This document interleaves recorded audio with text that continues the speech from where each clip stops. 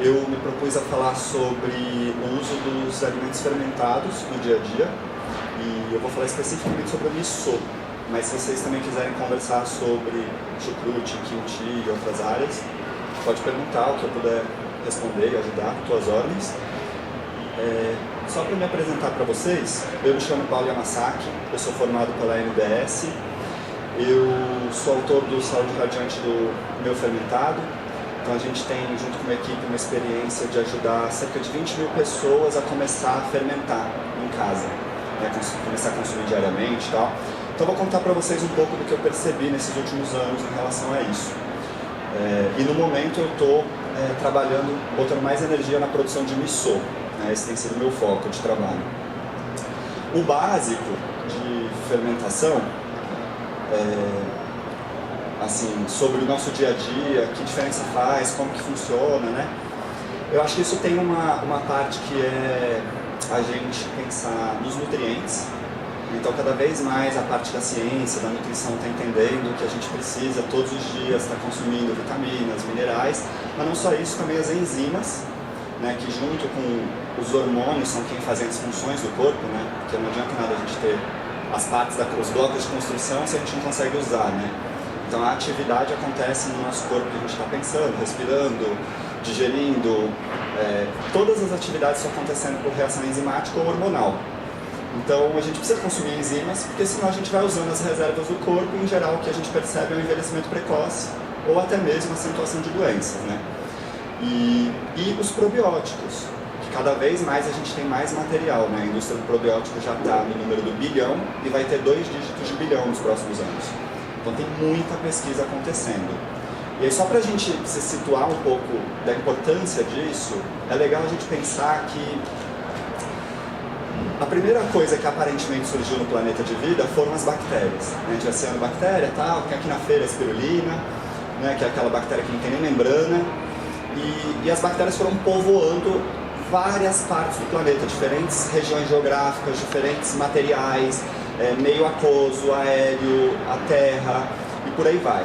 E aí quando formou as vidas mais complexas, né, vegetal, animal, humano, elas estão metidas em tudo. Né? A gente tem, um adulto tem em média 1,5 kg de bactéria no corpo. Então você pode pensar isso como se fosse um órgão, mas ele é um órgão que ele está distribuído. E a gente não consegue viver sem elas. Tipo, não tem vida sem micro-organismo no corpo, né? A gente passou por um período nos últimos anos que a gente foi aterrorizado, né? Tipo, tudo é culpa das bactérias, vamos tomar antibiótico, tarará. Agora já está mudando essa visão da ciência, porque existem bactérias e outros micro-organismos que causam, né? Desencadeiam doenças, etc. Mas também existem os benéficos, que vão produzir não só as enzimas que a gente conversou, mas também vitaminas do complexo B. Existe pesquisa mostrando que eles produzem até, né, o ômega 3 dentro do corpo. Então a gente vive numa constante simbiose, a gente não é dono dessas vidas que estão ali, mas a gente não vive sem elas, é como se fosse um órgão. Não dá para viver sem alguns órgãos, não dá para viver sem micro-organismo. E quando a gente começa a consumir um alimento fermentado, a gente começa a princípio entrar num lugar mais natural, né? Porque é como um broto germinado, é o tipo de alimento mais fresco que a gente consegue comer, né? Uma coisa que foi pasteurizada, uma coisa que foi fervida, coisa que foi neutralizada quimicamente com algum aditivo, eles não têm mais atividade enzimática, não tem mais probiótico, não tem uma série de coisas. E não que não seja bom, né? A gente pode fazer uma sopinha de abóbora, tomar, tal, legal, mas para ela ser digerida, assimilada e depois ser eliminada pelo corpo, a gente vai usar o nosso estoque. São os micro-organismos dentro do corpo e as enzimas que a gente tem guardado, que o fígado vai secretar e assim por diante, que vão fazer o serviço. E se a gente está comendo uma coisa fermentada, a gente está pegando já muitas, né, dessas unidades que a gente precisa para fazer o trabalho junto com o alimento. E isso não é novo, né? Isso é uma coisa ancestral. Vou mostrar um pouco para vocês do caso do miso, mas não é só o miso. Se a gente vai para a região do Cáucaso, eles têm o kefir. Se a gente vai para a região da Alemanha e Áustria, eles têm o chucrute. A gente vem aqui para a América do Sul, tem milho fermentado, tem mandioca fermentada. Né? Todas as regiões do planeta têm fermentação. Né? Por N motivos. Uma que as bactérias elas realmente estão metidas em tudo, e outra porque eles começaram, principalmente nos lugares frios, a criar mecanismos de conservação do alimento para o inverno. Então isso foi necessário mesmo para o aumento da população, né? A gente tinha a quantidade de alimento, a gente precisa de alimento, a gente estoca o alimento, consegue continuar fazendo. Uma coisa que eu acredito que é um fator para a gente levar e pensar sobre ele de benefício para a saúde é facilitar a digestão. Eu acho que a digestão ela não está sendo valorizada o suficiente. Então a gente vê aqui na feira, mas já há muitos anos no mercado imenso falando desintoxicação. Você precisa desintoxicar seu corpo, cuidar do seu corpo. Por que tem toxina? Majoritariamente por conta da via digestória. Porque a pessoa come uma coisa, quando chega no estômago, às vezes ela não salivou o suficiente na comida, chega no estômago, não tem poder suficiente de digestão. Se não foi feito bom na boca, já não entrega bom no estômago. Se não foi feito bom no estômago, já não entrega bom no intestino delgado. E aí vai ruim até sair. Né? Muitas vezes não tem conserto isso. E os resíduos que sobram, eles que causam intoxicação, porque putrefa o material. Então tem especialista da área de intestino que eles falam que em média as pessoas têm 1,5 kg de sujeira de matéria fecal que não sai, está sempre ali. Né? E isso é uma putrefação dentro do corpo. Então a pessoa fala assim, nossa, flatulência, fui no banheiro, está muito fedido, ou axila muito fedida, ou pé, hálito matinal. Vocês têm que pensar que assim, esse odor ele não vem do zero, ele está dentro, né, da pessoa, e ele simplesmente provavelmente já saturou vários sistemas a ponto de que ele está saindo pela boca, ele está saindo pelo pé e assim por diante, né? Então, tudo que for facilitar a digestão, eu entendo como uma grande melhora na saúde da pessoa. Seja para quem está considerado saudável, no sentido de que não foi diagnosticado com nenhuma doença, seja por quem está com uma doença, recuperando de qualquer doença. Se o sistema digestório dela não está bom, é um peso que ela carrega. Se ele está bom, ele é um grande benefício que vai ajudar em qualquer outra causa. Né? E isso, assim, não é uma coisa só minha, né? A gente pode usar, por exemplo, um médico que é o Hiromi Shinya, um médico japonês que ele tem 500 mil pacientes atendidos na vida dele, ele já está com mais de 70 anos. E assim, é muito simples as coisas que ele fala, sobre reação enzimática, sobre limpeza de intestino. Ele tem 0% de reincidência de câncer nos pacientes dele, depois do tratamento. E o foco principal é cuidar de estômago e intestino. E alimento fermentado é uma coisa muito boa para isso, porque tem muita enzima digestiva, tem os probióticos, ajuda no trânsito e tudo mais. E aí isso entra numa série de gamas, né? A gente podia fazer uma lista de, sei lá, dezenas de benefícios. Só que eu acredito que muitos desses benefícios são secundários da digestão adequada, porque se seu intestino não está com material putrefado, as bactérias que estão lá, eles falam, melhora o sistema imunológico. Por quê? A modulação é melhor. Lógico, tem um monte de coisa saudável ali. Entra um invasor, não consegue prosperar, né? Porque as bactérias elas só se acionam por número e quantidade. A gente sempre tem alguns patógenos no corpo, eles estão ali. Eles soltam um sinalizador no meio que eles estão. Quando satura uma certa quantidade desse sinalizador, eles sabem que ele pode ir para o próximo estágio. Então a gente nunca está livre de tudo. A gente está aqui numa feira que circularam no passado 40 mil pessoas. Tipo, imagina a sopa de micro-organismo que é isso aqui. E a gente não fica doente, a gente entra em contato, mas quando a gente tem uma predominância saudável, eles não conseguem prosperar, né? E tem pesquisas do MISO que mostram que ele realmente previne câncer, tem pesquisas que mostram que reduz a incidência de alergias, e assim por diante, a coisa vai longe. Isso é um conhecimento que ele já está assim, se tornando base para quem quer pensar em saúde. A gente estuda isso uma vez, entende e tá bom, tá feito, né, o trabalho. No dia a dia, falando assim, falei da digestão, eu acho que a gente precisa pensar também na questão da longevidade, né, porque pensa, se a gente está comendo tudo industrializado e a gente precisa, vamos supor, da enzima protease para quebrar uma proteína, a gente vai ter que usar um estoque do corpo, o corpo vai ter que fazer um esforço. Mas se você, por exemplo, adicionou um miso que não foi pasteurizado, ele tem protease. Né? Alguns tipos de miso têm mais protease do que o normal ainda. E já existe pesquisa acadêmica mostrando que, vamos supor, tem alguns... dependendo se é ovo, se é leite, se é feijão, se é soja, né, a quantidade da proteína que a gente consegue absorver, existe um índice para isso. Vamos supor, 60%. Quando você adiciona um alimento que nem o miso, já tem pesquisa acadêmica mostrando que você consegue absorver por 70%. É cerca de 10% que você aumenta. Então você complementa a dieta, você faz um uso melhor, aquele alimento não vai entrar e vai sair sem ser utilizado. Né? Bom, eu acho que essa história eu tô falando, e às vezes parece, nossa, meu, um monte de gente nunca ouviu isso, a gente nunca pensou nisso e tal, mas ele pode ser muito mais fácil e natural do que a gente está imaginando. Se a gente pensar que, assim, tem um pouco mais de um século que a gente tem supermercado, né? Então, assim, nossos avós, eles já estavam fazendo isso. Eles já tinham algum alimento. Se você vai para a roça, você vê. A gente tem, hoje em dia, ainda vários alimentos fermentados presentes. O pão, as bebidas alcoólicas, né? Cerveja e vinho, vinagre e assim por diante. Só que muitos estão neutralizados, né? Porque a gente começou os supermercados, vieram as guerras mundiais, pós-Segunda Guerra Mundial, houve uma grande industrialização do alimento e perdeu-se uma qualidade, uma conexão que a gente já teve antes, né? Mas é muito fácil, já estava ali.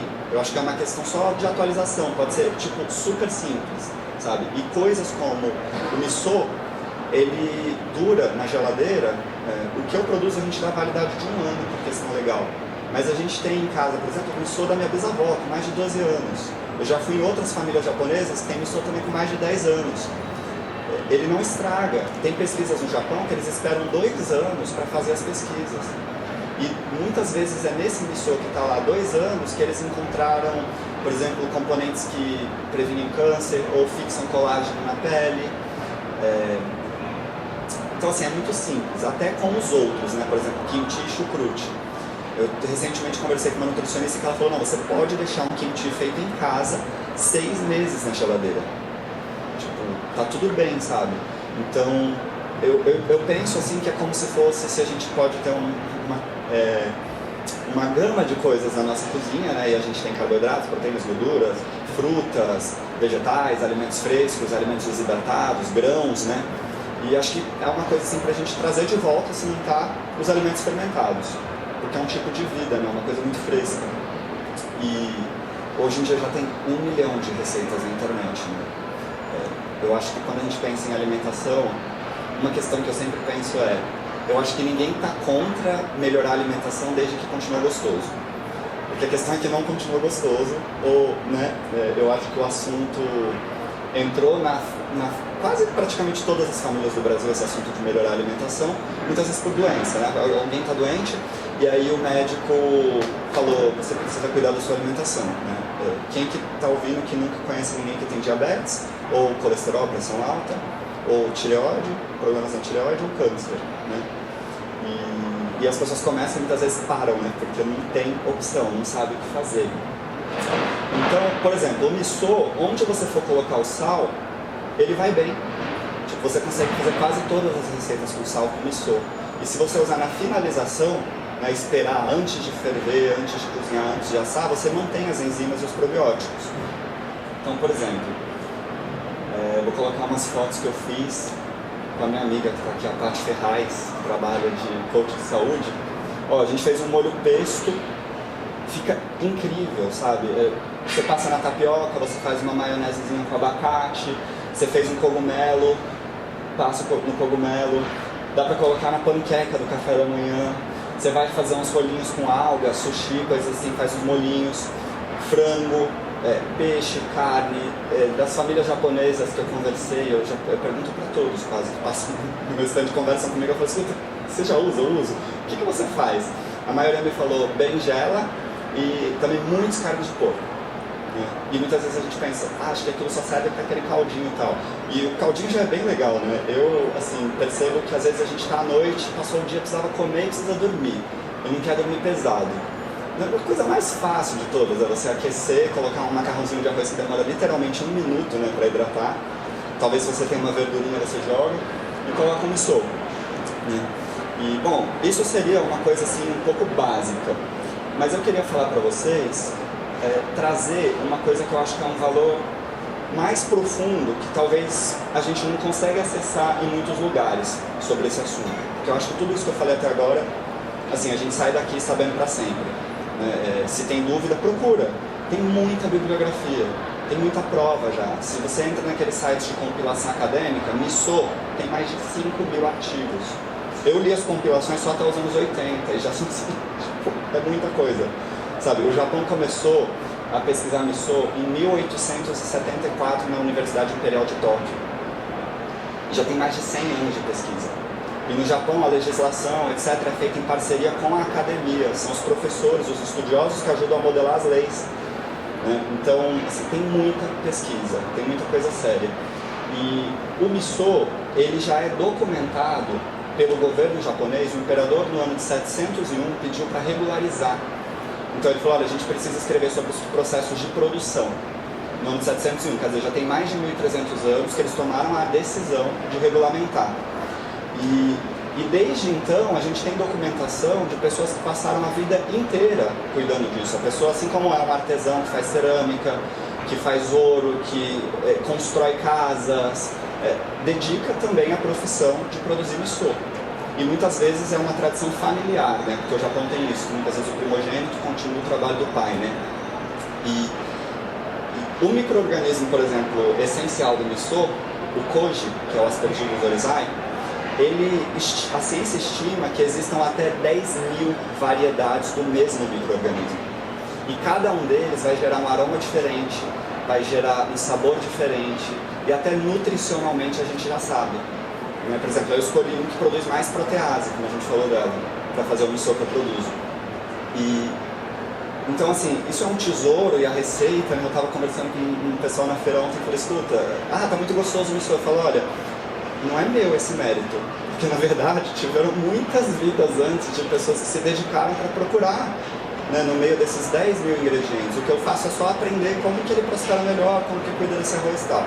Mas lá atrás, quando começou, né, até antes do ano 700, ele apareceu em alguns poemas, em algumas obras de arte, e o que eu penso é que no começo, como ele era uma coisa da corte real e dos monges budistas, ele chegou a ser honrado no altar real do Japão. Ele foi usado como um momento de presença. Eu acredito que, assim como outras cerimônias que existem para você, tipo, você para, você tem um momento, você se alimenta de uma coisa muito boa, tá com uma pessoa ali, não tá, sabe, essa coisa meditativa mesmo, que hoje a gente escuta muito, né? É bem legal agora que eu estou em volta, assim, aqui em São Paulo tem um movimento do Mindfulness. É super fácil de achar aulas de Mindfulness agora. E eles falam muito sobre isso, né? Que é tipo você parar e estar aqui. Então a gente está aqui agora, a gente não está pensando, preciso ver não sei o que, ou tal outra coisa. E isso era feito por quem? Pelas pessoas que tomavam a decisão pelo país. Ou pelas pessoas que cuidavam de pessoas, né? Porque normalmente, acho que uma grande presença dos budistas ou dos shintoístas do Japão era um tipo de assessoria social, né, que a religião faz. Porque as pessoas vão lá para cultivar valores, para questões, etc. Então essas pessoas paravam e tinham esse momento especial. E isso por muito tempo foi da elite. Só que com o passar dos anos, isso se estendeu a todas as classes sociais. E essa questão desse momento ou desse alimento, ele entrou em todas as famílias. No Japão, o miso ele é como café no Brasil. Às vezes é difícil a gente pensar isso aqui no Brasil quando a gente pensa no café. Mas assim, praticamente todas as casas têm, se toma tanto no café da manhã, quanto antes do almoço, quanto na janta. 70% dos japoneses, numa pesquisa que eu li, consumiam diariamente miso. É praticamente como café. E existem umas coisas muito engraçadas, que eles falam, sempre tem um ditado em japonês, que eu não sei pronunciar ele, mas é que o miso da minha família que é o mais gostoso. Porque, na verdade, só um minuto, pode ser. Tem uma coisa que ele foi variando, né, os ingredientes. Então, se a região produzia mais cevada, dava start com cevada. Se produzia mais arroz, fazia com arroz. E predominantemente soja, né? Só que cada um ficava com um cheiro e um sabor. E como era esse momento especial que você acorda, muitas vezes a criança acordou e a avó ou a mãe estão lá esquentando, sai aquele cheirinho na casa. E aí é o cheirinho da família, né? Porque foi a família que fez. Então, por isso tem muito desse ditado e essa coisa no Japão, né? É uma coisa bem presente na cultura. Ele foi para todas as classes sociais.